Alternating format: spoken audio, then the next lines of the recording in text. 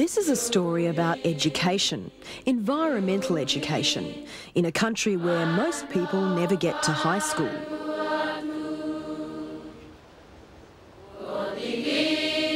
When these children were born, their country was still in the hands of the French and English. But independence has left them a difficult legacy. A country of more than 80 islands and 100 languages, with a largely subsistence economy. Port Vila is one of the few places in the nation where mains electricity is available 24 hours a day, along with Western technology. But you don't have to go far from the capital to find a society still living along traditional lines. The grass skirts may be gone, but people still fish and farm as they have for centuries. Only now the environment is beginning to show signs of stress.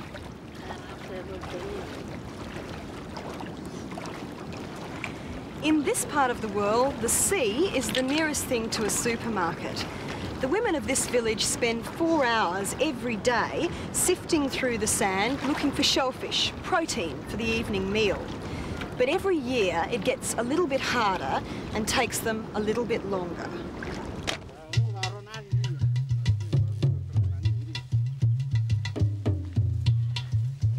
Most villages have a communal garden where crops are grown for a year or two and then the land is rested. But as the soil fertility declines, the cycles of cropping and resting the land get shorter, putting even more pressure on the soil.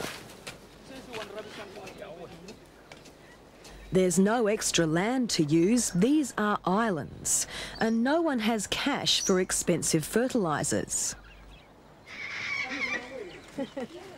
Vanuatu's population of 150,000 people is expected to double within 20 years. And that's when the environment will really feel the crunch. The government can see the problem and to set up an environmental unit. Its job? To encourage people to think ahead, to help them avoid the environmental mistakes made in other countries. Jenny? Thank you. The team consists of a handful of people housed in one small office, including Jenny White, an Australian volunteer. Okay, thank you, Alice. Ale. Hey, Charles, you're right. But it does have access to a very powerful weapon. Radio Vanuatu. Welcome back in long Yufala or the keen listeners long program Island Long Uni.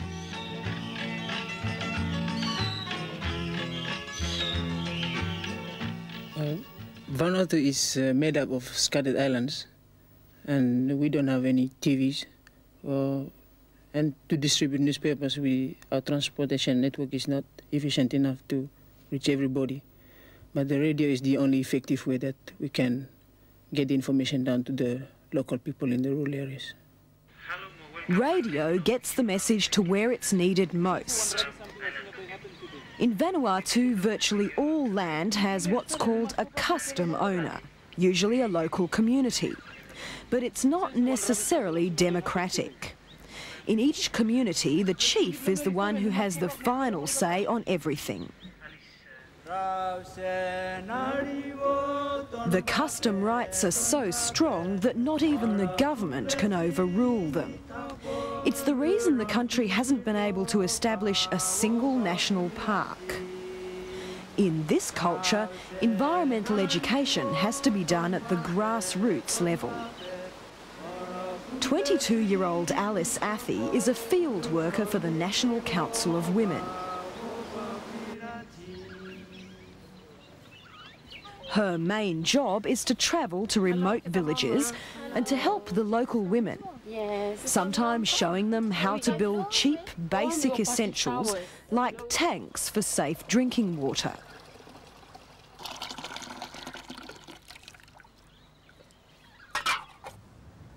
When Alice visits a village, she also promotes environmental awareness.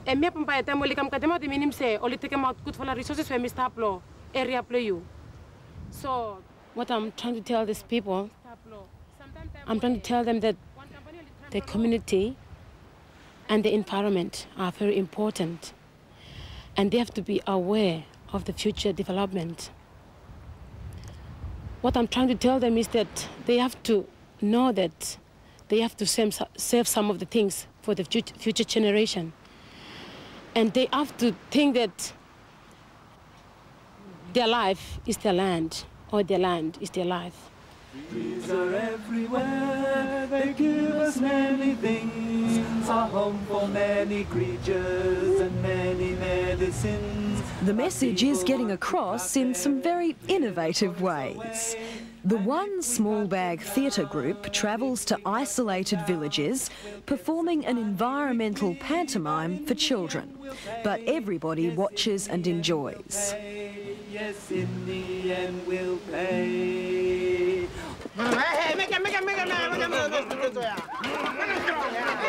Mr. Kill the World has come in search of logs with his bumbling offsider, a robot called Foster's.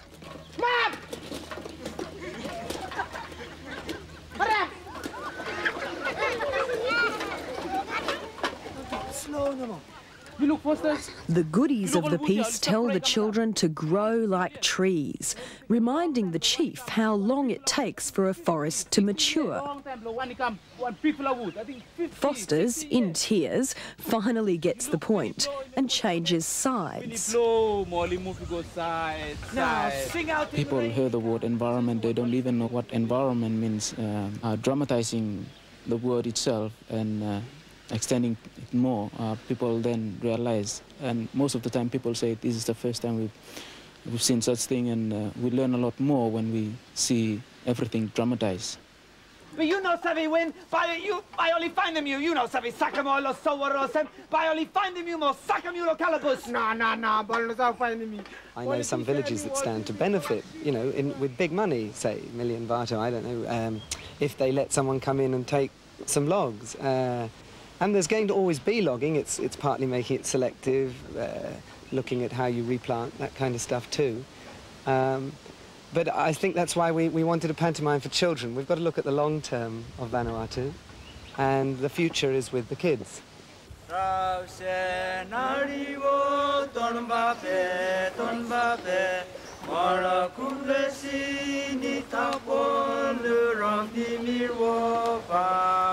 The message is starting to get through. Here on the island of Uri, the elders have decided to set aside some of their territory to create one of the first marine conservation parks in Vanuatu. These mangroves have always been a rich source of food for the islanders. They act as a nursery for dozens of species. The hope is that by protecting this area and restocking it with fish and shellfish, it will act as a seeding ground, restoring fertility to the adjoining waters on which they still depend. Beneath the gentle green fronds, life flourishes again.